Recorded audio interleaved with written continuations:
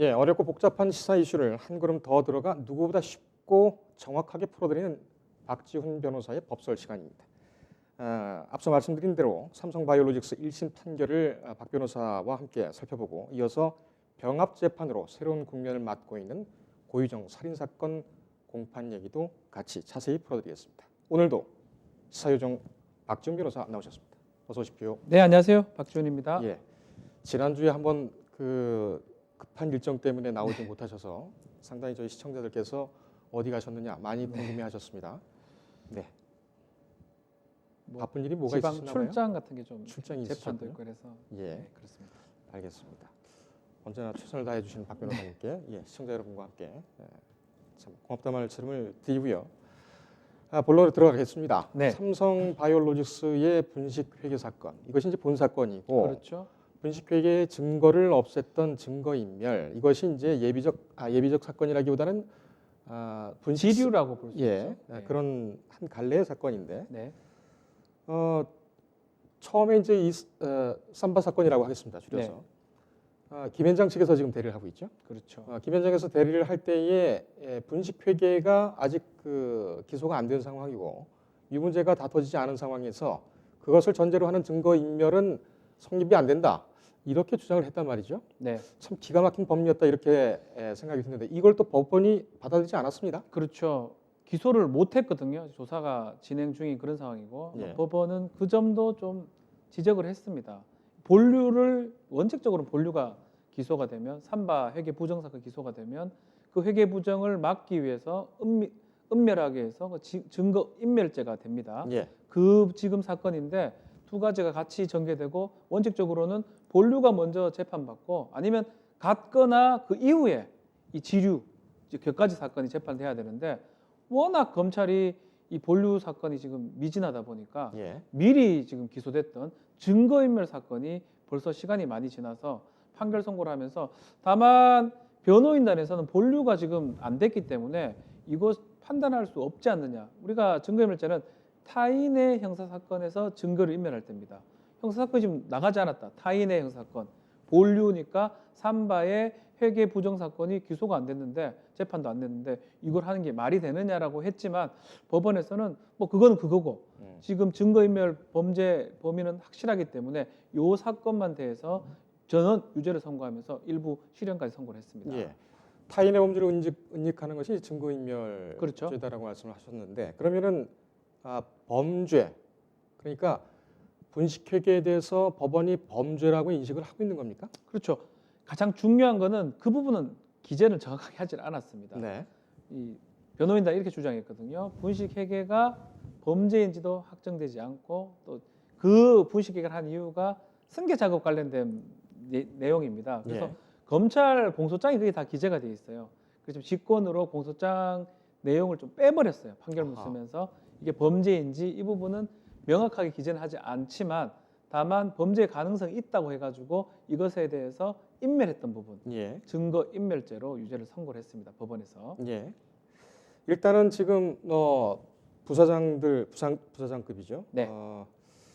지금 직접적으로 교사를 했다라는 삼성지원 TF의 이왕익 부사장 2년 그리고 나머지 보안 담당의 박문호 부사장이라든가 부품 전략 담당의 김홍경 부사장 등 이런 분들도 1년 6개월씩을 실형을 선고를 받았습니다. 집행유예가 선고되지 않을까 이런 전망도 있었는데요. 어제 이 부사장급 실형 선고에 대해서 어떻게 판단을 하고 계십니까? 이 3명이거든요. 부사장급 아마 지도했던 지휘했던 사람으로 좀 분류가 될 것 같은데 이 사람들의 혐의는 상당히 안 좋다고 본 것 같아요. 특히 증거는 거의 확실합니다. 이런 분식회계 자체는 아직 정확하게 얘기를 하고 있지 않지만 본류 부분은 어쨌든 간에 그 조사가 나오니까 공용 서버 같은 것들을 마룻바닥에 숨기고 그리고 JY입니다. 이재용이죠. JY 철자 같은 것들을 지우게 한다든지 그 지시를 부사장단에서 아주 적극적으로 지휘를 했다고 지금 봤고요. 그리고 그 3명에 대해서는 실형을 선고했고 그것을 실행했던 부사장 이하죠. 이하한테는 집행유예를 좀 선고한 그런 상황으로 보면 한 가지가 무죄가 나긴 했어요.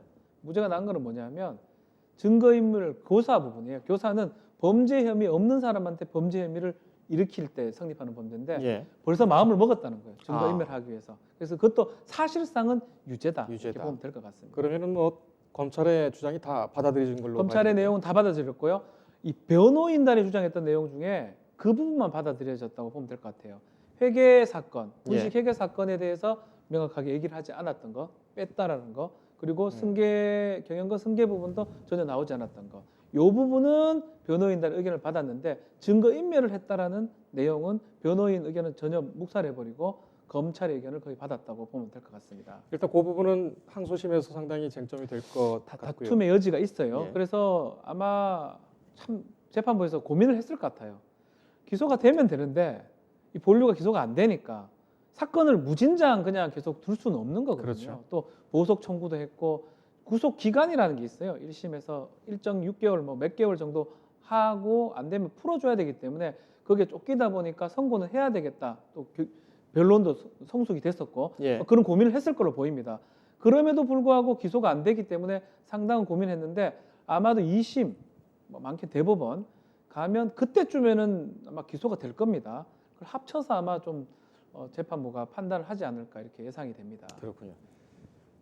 이 기소된 분들이 모두 유죄 선고를 받은 그것은 뭐 확실한 증거, 이 핵심 증거가 뭐 많이 제출이 됐다 이렇게 될 텐데 그전 수사 과정에서도 뭐 여러 가지 얘기가 나왔습니다. 삼성 측에서도 그렇고 또 검찰 안팎에서도 삼성 측 인사들 그러니까는 도구로 움직인 네. 그런 중견 간부라든지 직원들이 다 사실대로 얘기를 했다.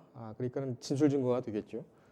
또 다른 또 물적 증거도 있었을 것 같고요. 어떤 증거가 핵심적으로 작용을 했다고 보십니까? 일단은 뭐 너무나 회계 자료가 확실합니다. 그 회계 자료가 잘못돼 기재됐던 거하고 또 그것을 감추려고 했던 거, 또 그것에 토대로 해서 지금 진술 증거들이 있기 때문에 뭐 증거는 뭐 거의 너무나 많았지 않을까 생각이 들고 다만 이 사건이 결국 본류에 이제 미칠 수 있느냐가 이 부분이 문제인데 조금 문제가 기소가 안 되고 있거든요. 예.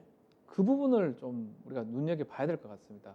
실제로는 정말 탄력 있게 2016년부터 뭐 압수수색 상당히 많이 하면서 조사가 진행됐었는데 아마 이게 좀 조국 사건하고 연관도 있는 것 같아요. 어떤 연관이 있죠?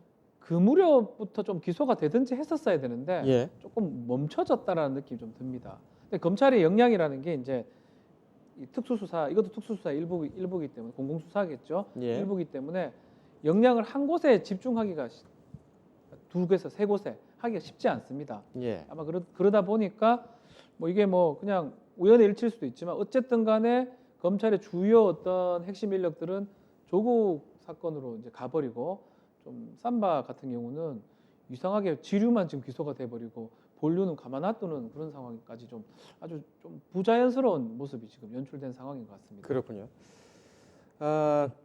지금 제가 이제 드리려던 그 질문이 그거였는데 네. 지금 답변으로 해서 가름을 하도록 하겠습니다. 그래도 되겠죠? 네, 예, 제가 예. 좀, 이게 사실 보면은 그 2016년에 12월이 이 시발점이죠. 네, 그때 맞습니다. 당시에 이제 참여연대하고 이제 정의당 심상정 의원 등이 분식회계에 의혹을 이제 제기를 했고 이것은 이제 그 승계 부정승계 의혹에 대한 네. 한 방법이었다라고 얘기를 했고 금융감독원이 그 삼성바이오로직스에 대해서 특별감리를 했고 이 결과에 대해서 삼성바이오가 그 고의로 분식회계를 한 정황이 상당히 짙다 이렇게 네. 얘기를 하니까 검찰이 이제 본격적으로 수사를 했습니다. 네. 그러니까 2년 걸렸다는 얘기죠 지금까지. 그렇죠. 2년간 걸렸는데 조국 사건이 일어나기 전부터 시작됐는데 그렇죠. 이거 이렇게 오랫동안 걸렸을까요? 그렇죠. 이제 사실은 압수수색이 계속 진행 중이었습니다. 압수수색이 계속 진행 중이고 이 사건은 압수수색을 당하는 와중에 인멸을 했던 부분이거든요. 그렇기 때문에 이게 지류가 빨리 뭐 된다 해가지고 너무 이상할 건 아닙니다. 왜냐하면 본 사건에 대해서 증거를 수집하려고 압수수색을 들어갔는데 그것을 감추기 위해서 땅바닥에 숨기고 마룻바닥에 숨기고 뭐 없애고 이런 것들이 먼저 기소될 수가 있죠. 눈에 바로 띄는 부분이기 때문에. 네. 그렇기 때문에 반대로 오긴 했습니다. 다만 그렇게 증거인멸을 자꾸 한다는 거는 실제로는 이렇게 생각을 해야 되거든요. 삼성이 아니라면 이게 자꾸 증거인멸 한다는 거는 뭔가 많은 게 있기 때문에 증거인멸을 한다고 보는 게 상식적이잖아요. 예. 증거인멸죄를 기소를 한다 그러면 그 직전 직후에 이 본류가 기소가 되든지 최소한 돼야 되는데 이게 결국은 2019년 9월까지 쭉 전개되다가 2019년 7, 8월 때 일어났던 조국 사건하고 조금 중첩적으로 시간이 됩니다. 그래서 뭐 그건 제 개인적 생각일 수도 있지만 사람의 힘이라는 게 뭐 검찰도 마찬가지인 것 같아요. 두 군데 세 군데 계속 하는 게 쉽지가 않거든요. 그때 좀 멈춘 것 같아요.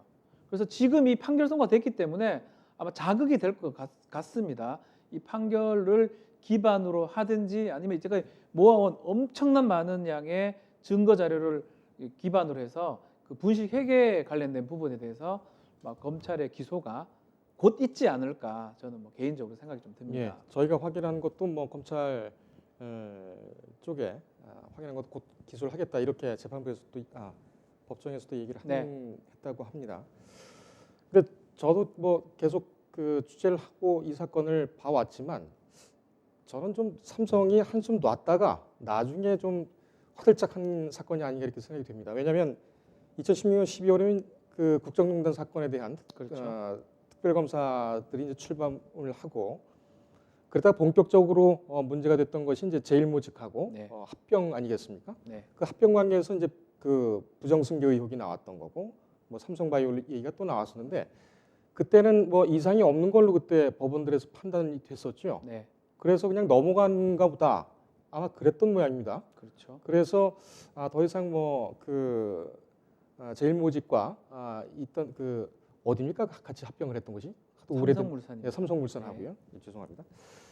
둘 합병에 대한 문제는 이제 끝났으니까 이 승계 문제에 대한 의혹도 이제 더 이상 나오지 않을 것이고 그러면 그 앞서서 작업을 했다고 의혹이 제기되는 그럼 삼성바이오로직스의 분식 회계 부분도 그냥 넘어가겠구나 이렇게 아마 생각을 했던 것 같습니다. 그렇게 했던 것 같아요. 예. 뭐 그럴 가능성이 또 있는 게 상당히 금융당국에서도 사실은 삼성의 손을 좀 들어준 측면도 있었거든요. 그렇습니다. 뭐 왔다리 갔다리 했다고 좀 표현하는 게 맞는 것 같은데 예. 그러다 보니까 삼성이 오인했던 부분도 있고요. 또 그렇기 때문에 이게 지류가 먼저 나온 것 같습니다. 예. 무슨 다들 뭐 계속 부자연스럽다 이긴 하지만 본류에 대해서 그런 어떤 좀 첨예한 대립이 있었기 때문에 그 와중에 어쨌든 간에 증거를 좀 숨기기 위해서 압수수색을 막기 위해서 했던 지류, 이 증거인멸죄가 더 빨리 지금 등장한 뭐 이상한 모양새가 된 것 같습니다. 알겠습니다. 부사장들이 모두 이제 그 네. 실형을 받았고요. 분식 회계 혐의에 대해서 재판부가 상당한 어떤 심증을 갖고 있는 것으로 추정이 됩니다. 물론 이제 재판부는 바뀌겠죠. 그렇죠? 그렇다면은 이재용 부회장에 대한 수사와 기소 또 지금 현재 파기환송심이 진행 중인 네. 국정농단에 관한 이재용 부회장의 파기환송심 이거 어떤 영향이 있을까요? 약간씩 차이가 있어요. 지금 재판 뭐 다 다른데요. 네. 파기환송심도 지금 재판이 많이 성숙이 됐습니다. 재판 과정에서 이 주심 재판장이죠. 재판장이 뭐 회복적 정의라든지 뭐 이런 말을 좀 많이 하고 있어요. 예. 국정농단 사건에서 지금 일부 유죄 취지로 지금 파기환송이 돼 있는 상황인데 그 부분도 지금 집행유예일지 실형이 될지 사실 파기환송 취지대로라면 아니면 지금 박근혜 전 대통령 사건하고 비춰보면 유죄에서 실형의 가능성이 좀 더 높은데 재판부 입장에서는 뭐 다른 얘기들을 많이 하고 있어요. 굳이 좀 실형을 해야 되느냐 뭐 그런 뉘앙스가 있기 때문에 예. 그건 그 재판대로 봐야 될 것 같고요. 이 지금 삼성바이오로직스 회계 부정 관련 사건은 곧 기소가 될 겁니다. 예. 기소가 된다면 오히려 삼성 입장에서는 이거 다 합쳐서 재판받는 게 유리하거든요. 예. 그 부분까지 아마 삼성은 좀 골머리를 앓고 있는 상황이 아닌가 생각이 들어요. 제일 먼저가 지금 가장 어떻게 보면 뭐 말단이라고 보이는 증거인멸죄가 지금 터져버렸는데 예. 이게 무죄였으면 좀 쉽게 좀 풀릴 수가 있는데 이게 유죄라는 거는 상식적으로 타인행 사건이 유죄라는 걸 가정해서 했을 가능성이 높습니다. 아마 예. 아닐 수도 있겠지만 또 재판부에서 그 부분을 빼버렸습니다. 네. 그렇다면 이게 승계권 관련된 부분까지도 가는 거고요. 국정농단 사건까지 다시 역으로 다 올라가 버리는 결과가 돼 버리거든요. 예. 그렇기 때문에 재판부 국정농단 사건 이 사건도 빨리 선고를 하기에는 좀 부담스럽지 않을까. 또 재판부에서 선고를 해주려고 하더라도 그래서 뭐 결과론적으로 만약에 집행유예가 난다 하더라도 이 사건들 때문에 또 실형이 날 수가 있거든요. 예. 그 변호인단 입장에서는 아예 다 합쳐서 하자 이런 또 생각도 할 수 있거든요. 아마 많은 어떤 머리를 좀 써야 되는 상황이 아닌가. 예. 저라면 뭐 합쳐서 하는 게 맞는 것 같은데 또 언제 기소될 줄 모릅니다. 네. 기소 곧 한다고 하지만 내년 상반기 넘어가 버리면 그냥 이거는 재판을 받을 수가 없기 때문에 하여튼 여러모로 하여튼 이재용 지금 부회장 입장에 상당히 좀 머리 아픈 그런 상황이라고 저는 생각이 좀 듭니다. 알겠습니다. 이재용 부회장 여러 가지 머리가 아프실 텐데 뭐 저희도 여기서 잠깐 쉬어갈까요? 예. 박지원 변호사와 함께하고 있습니다.